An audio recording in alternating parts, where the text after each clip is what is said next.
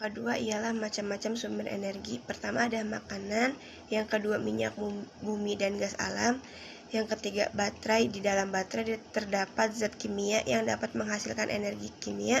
Saat baterai digunakan, energi kimia tersebut berubah menjadi energi listrik. Yang keempat ada energi listrik, yang kelima ada matahari, yang keenam ada air, yang ketujuh ada angin. Assalamualaikum warahmatullahi wabarakatuh. Perkenalkan, nama saya Syifa Melia Putri dengan NIM 2108-10781, mahasiswa PGMI semester 3C. Di sini saya akan membuat video pembelajaran tentang gerak benda dan energi. Gerak benda dan energi. Sebelumnya ada yang tahu nggak sih gerak benda dan energi itu apa? Baiklah, di sini saya akan menjelaskan tentang gerak benda dan energi. A. Macam-macam gerak pada benda, yaitu jatuh, mengalir, memantul, mengelinding, berputar, dan tenggelam. Jatuh. Mengapa benda bisa dikatakan terjatuh? Pernahkah kamu terjatuh? Bagaimana arah geraknya? Nah, apa yang menyebabkannya benda tersebut jatuh? Jadi, benda dikatakan jatuh apabila kedudukannya atau letaknya berubah dari atas ke bawah. Contohnya, mula-mula pensil yang berada di atas meja, kemudian jatuh ke bawah meja karena adanya tenaga yang menggerakkannya. Kedua ada mengalir. Tahukah kamu dari mana asalnya air sungai yang mengalir? Jadi, air sungai berasal dari mata air di pegunungan atau berasal dari air hujan. Air sungai sendiri kemudian mengalir ke laut yang letaknya lebih rendah. Adanya perbedaan ketinggian antara pegunungan atau air sungai dengan laut yang menyebabkan air dapat mengalir. Yang ketiga ada memantul. Pernahkah kamu memantulkan atau melemparkan bola ke arah dinding? Bagaimana arah bola yang mengenai dinding tersebut? Jadi setelah bola membentur dinding, bola akan kembali kepadamu, bukan? Gerakan itulah yang disebut memantul. Yang keempat ialah mengelinding.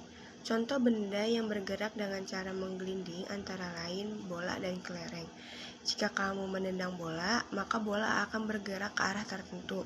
Gerak mengelinding menyebabkan kedudukan benda berubah. Yang kelima ialah berputar. Pernahkah kamu melihat kincir angin? Bagaimanakah gerakannya? Pernahkah kamu menggunakan kipas angin saat udara di dalam rumahmu terasa panas? Bagaimanakah gerakannya? Gerakan pada kincir angin dan kipas angin tersebut dinamakan berputar. Yang keenam ialah tenggelam. Benda dikatakan tenggelam jika benda berada di atas dasar zat cair. Benda tenggelam karena berat benda lebih besar daripada gaya ke atas. Tenggelam ialah suatu benda bisa dikatakan tenggelam apabila benda tersebut turun sampai ke dasar air karena berat jenis benda tersebut lebih besar daripada berat jenis air. Misalnya besi, batu, tanah, dan lain-lain. 7. Benda melayang. Benda dapat dikatakan melayang jika seluruh benda tercelup ke dalam zat cair, tetapi tidak menyentuh dasar zat cair. Sebuah benda akan melayang dalam zat cair apabila gaya ke atas yang bekerja pada benda sama dengan berat benda. Melayang ialah suatu benda bisa dikatakan melayang apabila benda tersebut berada di antara permukaan air dan dasar air karena berat jenis benda tersebut sama dengan berat jenis air.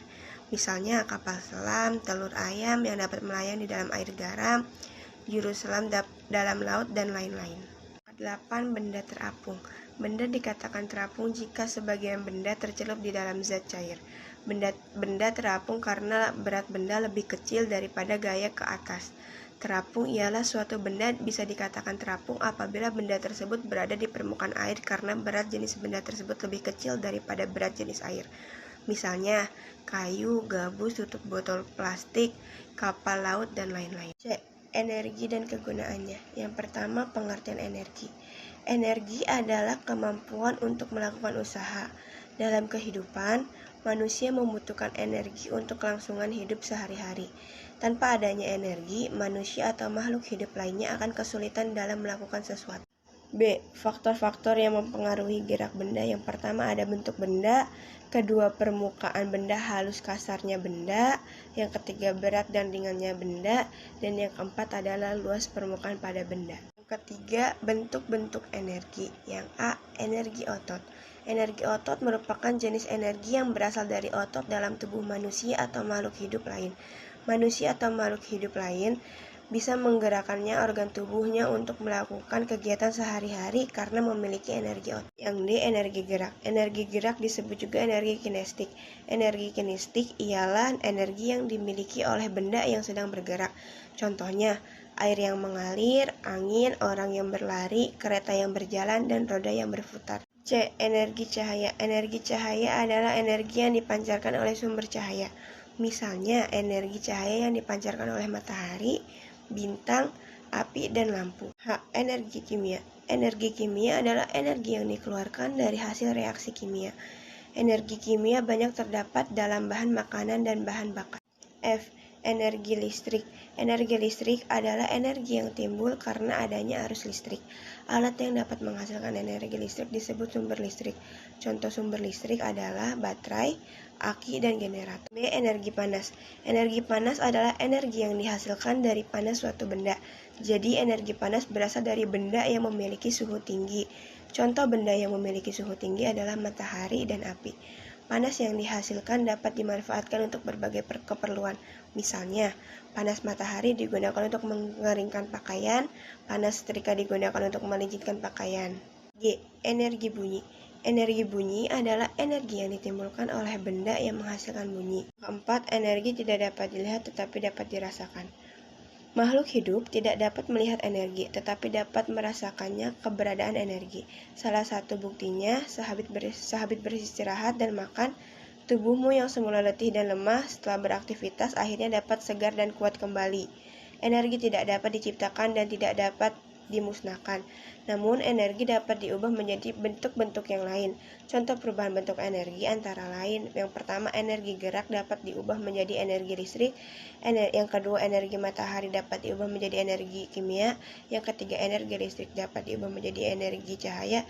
Yang keempat, energi kimia dapat diubah menjadi energi gerak dan sebagainya. Yang kelima, penghematan energi. Di dalam ini tersedia banyak sumber energi.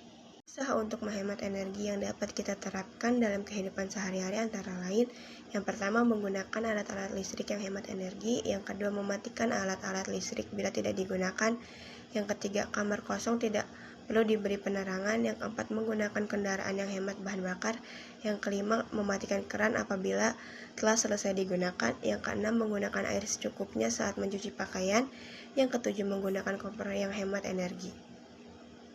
Saya berharap video pembelajaran saya buat ini dapat membantu. Kurang lebihnya saya mohon maaf. Wabillahi taufiq wal hidayah. Wassalamualaikum warahmatullahi wabarakatuh.